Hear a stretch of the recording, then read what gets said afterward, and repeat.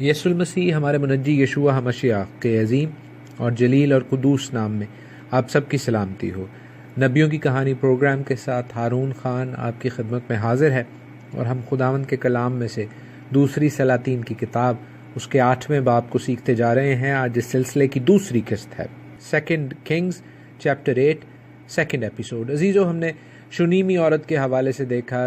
اس بات کو سیکھا گزشتہ قسط میں، پریویس ایپیسوڈ میں، کہ کس طرح وہ لوگ جو خداوند کی خدمت کرتے ہیں، خداوند کے لوگوں کی خدمت کرتے ہیں، کس طرح خداوند انہیں سپر نیچرل ڈیزاسٹر سے بچاتا ہے۔ اور ہم نے اس بات کو بھی دیکھا اور سیکھا کہ یہ باب وہ مسنگ پیس ہے، وہ مسنگ لنک ہے جو 5ویں باب سے پہلے کے حالات و واقعات کو ہمیں سکھاتا اور بتاتا ہے۔ لیکن 7ویں باب کے بعد اس کا ذکر کیوں ہے؟ میں اس پہ بہت غور کرتا رہا، اور پھر خداوند کی پاک روح سے خداوند نے اس بات کو مجھ پر واضح کیا کہ 7ویں باب میں 7th چیپٹر آف 2 کنگز میں ہم نے اس شخص کو دیکھا جو کہ خداوند کے کلام پر اس کے بندہ کی معرفت جو کیا گیا تھا، یعنی الیشا کی معرفت جو کیا گیا تھا، ایمان نہیں لایا۔ وہ شخص جو کہ بے اعتقاد تھا، اس کا ایمان اچھا نہیں تھا، وہ جو کہتا تھا کہ خدا آسمان میں کھڑکیاں بھی لگا دے تو الیشا یہ نبوت جو تو کہہ رہا ہے یہ پوری نہیں ہو سکتی۔ اور ساتھ ہی ہم 8ویں باب میں، اس 8th چیپٹر میں، اس شونیمی عورت کے بارے میں پڑھتے ہیں جو خداوند کے بندے کی بات پر ایمان لائی، اس پر اعتقاد کیا، اس پر توکل کیا، اس پر بھروسہ کیا۔ اور عزیزو، دیکھیں کہ دونوں کا رزلٹ، آؤٹ کم ڈیفرنٹ ہے، مختلف ہے۔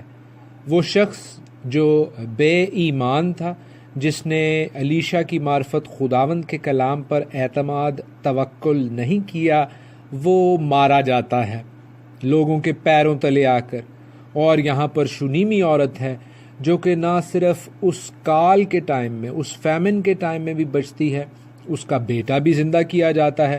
بلکہ جب وہ واپس آتی ہے تو اس کی جائیداد بما اس کے پروفٹ کے، منافع کے، اس کو واپس ملتی ہے۔ اس باب میں ہم آگے بڑھتے ہیں 7ویں آیت سے آگے۔ الیشا دمشق جاتا ہے، جہاں پر شاہ ارام، سیرین کنگ بن ہدد بیمار ہے۔ عزیزو، یہ کہانی، یہ واقعہ، یہ آیات ضرور پڑھیے۔ میں ہمیشہ کہتا ہوں اور پھر دہرائے دیتا ہوں، پھر رپیٹ کیے دیتا ہوں کہ خداوند کے کلام کو پڑھنے پر صاف دل اور پاک ہاتھوں سے خداوند کی حضوری کا اور خداوند پاک روح کی موجودگی کا ہمیں یقین آتا ہے، کیونکہ یہ واحد کتاب ہے جسے جب ہم پڑھتے ہیں تو اس کا مصنف یعنی خداوند کی پاک روح ہمارے ساتھ موجود ہوتی ہے۔ ہم جب اسے پڑھیں گے اور پھر اس تفسیر کو، اس پروگرام کو، نبیوں کی کہانی کو سنیں گے، آئی بلیو، میرا ایمان ہے کہ خداوند کی پاک روح آپ کو روحانی اور دنیاوی طور پر برکت بخشے گی، آپ کو چھوئے گی، اور آپ اس پریزنس سے، اس حضوری سے جو کہ خداوند پاک روح کی ہے، ضرور برکت پائیں گے۔ عزیزو، حزائل سے جو ملنا ہے، جو کہ شاہ ارام کا میسنجر تھا، موسٹ پروبیبلی، زیادہ تر یہ مانا جاتا ہے کہ اس کا ملٹری کمانڈر تھا۔ یہ ایک بڑی آڈ سچویشن ہے، یہ ایک بڑی مشکل بات ہے، کیونکہ میں جب اسے سمجھانے کے لیے یا اسے بتانے کے لیے غور کرتا ہوں تو میرے اپنے ذہن میں 2-3 اہم ایونیوز، 2-3 اہم خیال آتے ہیں، جو کہ یہ ہے کہ بھائی ارام کے بادشاہ کو کیا پڑی ہے کہ وہ اسرائیل کے کسی نبی کی طرف سے اپوائنٹنگ کو یعنی مسا کیے جانے کو، مخصوص کیے جانے کو ضروری سمجھے۔ اگر اسرائیل میں کسی نے بادشاہ بننا ہے، اسرائیل میں کسی نے کوئی عہدہ حاصل کرنا ہے، تو اس حوالے سے اگر کوئی ارام کے طرف سے آ کر یا کسی اور مملکت کی طرف سے آ کر اسرائیل کے کسی شخص کو مسا کرے، مخصوص کرے، تو وہ ایکسیپٹیبل نہیں ہوگا، وہ قابل قبول نہیں ہوگا۔ تو پھر یہ کیسے ممکن ہے کہ اسرائیل کی طرف سے ایک نبی جائے اور ارام کے بادشاہ کو اس کے خوابوں کا حال بتائے، ارام کے نئے بادشاہ کو انوائنٹ کرے، اپوائنٹ کرے، مخصوص کرے، مسا کرے؟ عزیزو، آپ میں سے جو لوگ میرے ساتھ کافی عرصے سے منسلک ہیں، نبیوں کی کہانی کے اس پروگرام کو کافی عرصے سے سن رہے ہیں، سیکھ رہے ہیں اور نوٹس بنا رہے ہیں، وہ ضرور یہ جانتے ہوں گے کہ خداوند ہمارے آسمانی باپ نے، یہوہ نے، یہی مشن اور کمیشن ایلیا کو، الائجہ کو بھی دیا تھا کہ وہ جا کر ارام کے اس شخص حزائیل کو مسح کرے۔ وہ اوپر اٹھا لیا گیا، لیکن خداوند کا جو مشن ہے، جو کمیشن ہے، خداوند کی جو کالنگ ہے، خداوند کی جو پروفیسی ہے، وہ فلفل ضرور ہوتی ہے، وہ کمپلیٹ ضرور ہوتی ہے، وہ تکمیل میں ضرور آتی ہے، چاہے اس میں ڈیلے آ جائے، چاہے اس میں تھوڑا سا توقف آ جائے۔ لیکن عزیزو، اس واقعے سے ہم یہ سیکھتے ہیں کہ خداوند نے اس فلفلمنٹ آف ہز پروفیسی کو، اپنے الفاظ اور اپنے کلام کو الیشا کے ذریعے ضرور ہی پورا کیا۔ اب جب آپ باب کے اس چیپٹر کے حصے کو پڑھیں گے تو آپ کو علم ہوگا کہ حزائیل جو کہ ارام کا اگلا بادشاہ بننے والا تھا، وہ ایک نہایت ہی ظالم اور کروئل شخص تھا، اور الیشا کو اس بات کا علم تھا۔ اس کے باوجود الیشا اس بوجھ کے، اس ٹیریبل برڈن کے باوجود جا کر خداوند کی اس پروفیسی کو، خداوند کے اس کلام کو ضرور ہی پورا کرتا ہے۔ وہ خداوند کا تابع دار رہتا ہے عزیزو۔ لیکن ریئل مسٹری کیا ہے؟ اصل معمہ کیا ہے؟ معمہ وہی ہے جو میں نے شروع میں آپ کو بتایا کہ ایک اسرائیلی نبی کی بات حزائیل کیوں مانے گا، جبکہ حزائیل اسرائیل کے خدا کو، یہوہ خدا کو ماننے والا، اس کی عبادت کرنے والا نہیں ہے۔ اور اس موقع پر خداوند نے مجھے وہی سکھایا جو کہ میں پہلے آپ سبوں کو بتاتا رہا ہوں، کہ ہمیں کئی دفعہ وائے کی بجائے، کیوں کی بجائے واٹ کو، کیا کو دیکھنا ہے۔ اس کا کیا مطلب ہے عزیزو؟ جب ہم کیوں کی تلاش میں چلے جاتے ہیں تو ہمیں کئی ایسی ایلیگوریز، کئی ایسی اسپیکولیشنز، یعنی کئی ایسے استارے، کئی ایسی قیاس آرائیاں کرنی پڑتی ہیں جو کہ شاید ٹھیک ہوں اور شاید غلط۔ لیکن اگر ہم واٹ کی تلاش میں جائیں، کیا مطلب ہے، کیا پیٹرن ہے، کیا نمونہ ہے خدا کا اس بات کو سکھانے سے، تو عزیزو ہم پریشان بھی نہیں ہوں گے، اور ہم خداوند کے کلام میں سے اس طرح کے اور پیٹرنز کو ڈھونڈ سکیں گے، اور نمونوں کو ڈھونڈ سکیں گے، اور پرنسپلز اور اصولوں کو ڈھونڈ سکیں گے جو ایسی سچویشنز میں، ایسے حالات میں ہمیں ٹھیک طور پر گائیڈ کر سکتے ہیں، ہماری رہبری کر سکتے ہیں۔ So we should not ask this question, why this happened, but what is the God pattern؟ یعنی ہمیں سوال یہ نہیں کرنا کہ ایسا کیوں ہوا ہے، بلکہ ایسا کیا ہے یہاں پر جو ہم سیکھ سکتے ہیں۔ اگر ہم ایسے پرنسپلز، پیٹرنز، نمونے کلام مقدس میں سے دیکھیں تو ہماری ٹھیک رہبری اور رہنمائی ہوگی۔ نبوکد نظر کے بارے میں سوچیں عزیزو، وہ بھی جیوز کے ساتھ، یہودیوں کے ساتھ، یہودا کی مملکت والوں کے ساتھ بہت زیادہ کروئل تھا، ظالم تھا۔ اس نے آ کر جو ظلم ڈھائے، جب اس نے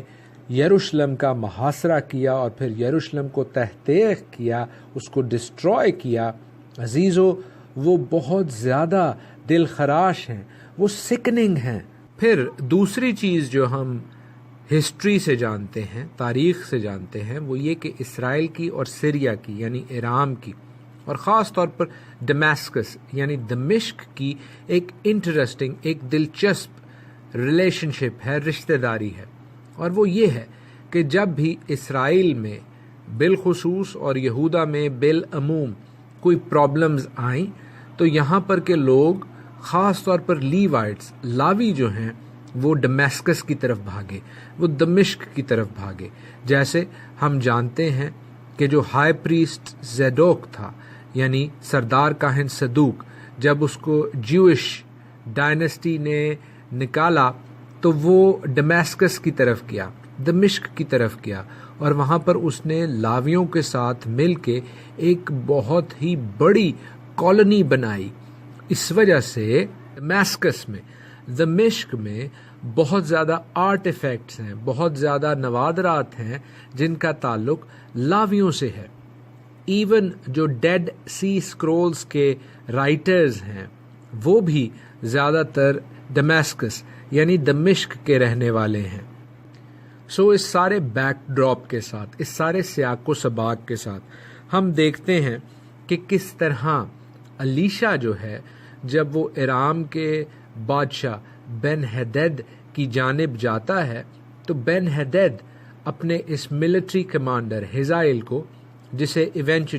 جسے بالآخر الیشا نیکسٹ بادشاہ بننے کی خوشخبری یا نبوت سناتا ہے، بھیجتا ہے۔ اب شاہ ارام جو ہے یعنی بن ہدد وہ دمشق کی ہر ایک نفیس چیز میں سے 40 اونٹوں پر اسپیشل ہدیہ لدواتا ہے اور ہزائل کے ہاتھ اسے اس نبی کی طرف بھیجتا ہے جو کہ مشہور ہے اپنی سیکنڈ سائٹ کے لیے، اپنی روحانی بصیرت کے لیے۔ جب وہ اس کے پاس اس پومپ سے، اس جاہ و جلال سے یہ سب چیزیں بھیجتا ہے تو اسے یقین ہے کہ کہیں نہ کہیں مجھے اس شخص سے ٹھیک رابری رہنمائی ملے گی، میری بیماری کے حوالے سے ٹھیک پتہ چلے گا، کیونکہ الیشا اس سے پہلے عزیزو ہم پڑھ چکے ہیں، دیکھ چکے ہیں کہ اس کو سیکنڈ سائٹ کا، روحانی بصیرت کا بہت زیادہ گفٹ تھا، جس کی وجہ سے اسرائیل کے جو اگینسٹ لوگ تھے، اسرائیل کے جو خلاف لوگ تھے، وہ اکثر نقصان اٹھاتے تھے، اور وہ پروون بات تھی، یہ بات طے شدہ تھی کہ الیشا کے پاس سیکنڈ سائٹ کا، روحانی بصیرت کا گفٹ موجود ہے۔ اب الیشا سے یہ پوچھا جاتا ہے کہ کیا شاہ ارام اپنی بیماری سے شفا پائے گا یا نہیں، اور دوسری بات جو کہ اس پروفیسی کا، اس نبوت کا، اس پیغام کا حصہ ہے جو کہ خداوند تعالیٰ نے، آسمانی باپ نے ہزائل کے حوالے سے الیشا کو بتائی ہے، وہ بھی الیشا نے بتانی تھی۔ ہم پڑھتے ہیں کہ الیشا سے جب یہ پوچھا جاتا ہے کہ کیا شاہ ارام شفا پائے گا تو الیشا اسے بڑا صاف کہتا ہے کہ ہاں ضرور شفا پائے گا، لیکن پھر وہ اس کو یہ بھی بتا دیتا ہے کہ خداوند نے مجھ کو یہ بتایا ہے کہ وہ یقیناً مر جائے گا، یعنی بیماری سے تو شفا پا جائے گا لیکن مر جائے گا۔ اور پھر ہم دیکھتے ہیں کہ الیشا اس بوجھ تلے دبا ہوا جو اس کی ذات پر تھا، جو اس کے کانشس پر، اس کے ضمیر پر تھا کہ یہ شخص ہزائل جس کو اب میں اس نبوت کا اگلا حصہ سنانے والا ہوں، یہ بہت ظالم ہوگا، یہ میرے ملک کے لوگوں پر، میری قوم کے لوگوں پر ظلم ڈھائے گا۔ ہم دیکھتے ہیں کہ لکھا ہے مرد خدا رونے لگا، الیشا کا دل بھر آیا، اسے اپنی قوم کا دکھ تھا، درد تھا، تو بھی وہ اوبیڈینٹ رہتا ہے، وہ خداوند کے کلام کا تابع دار رہتا ہے، اور ہزائل کو کہتا ہے کہ تو اگلا بادشاہ ہوگا،